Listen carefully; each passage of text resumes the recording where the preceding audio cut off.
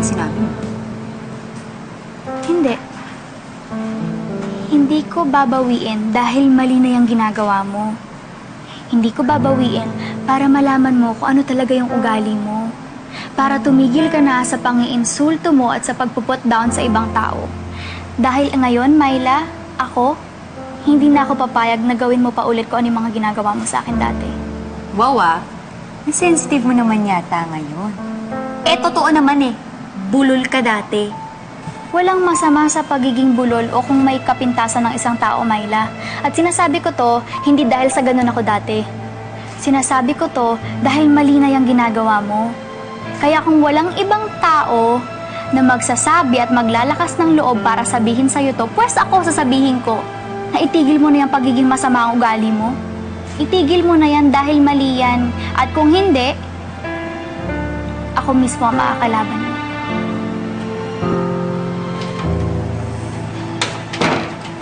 Angela? Angela, ikaw na ba yan? Mang Deban! Mang Deban, kumusta po kayo? Kumusta po kayo? Si Patricia po. Nasaan po siya? Kumusta po siya? Naku, umuwi na siya sa probinsya nila. Matagal na. Ikaw ang kumusta na. Ang ganda-ganda mo na, Iya. Ay, pero hindi ko sinasabing hindi ka maganda dati, ha? Ano?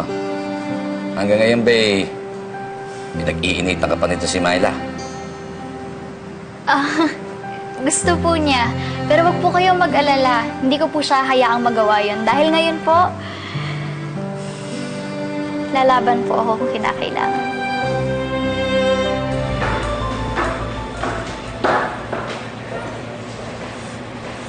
Akin na sabi, swerte mo. Tay, para si gamot yun ni nanay. Sinabi kong akin na. Tay! Akin na. Bigyan mo na sa akin. Tama na po yan. Bitawan niyo po siya. Bakit? Sino ka ba? Bakit ka nakikialam? Anak ko to, kaya pwede kong gawin kung anong gusto ko. Hindi ho. Kahit ng tatay niya pa po kayo, pwede ko po kayo ireklamo sa pulis. Na sinasaktan niyo po siya. Na ginaganyan niyo po siya. Mga buwisit! Alam mo naman pala yung pakiramdam ng sinasaktan. Ginagawa mo pa sa iba. Angela. Sorry, Tsaka salamat. Kasi kahit na lagi kitang inaaway, pinagtanggol mo pa rin ako. Wala yun.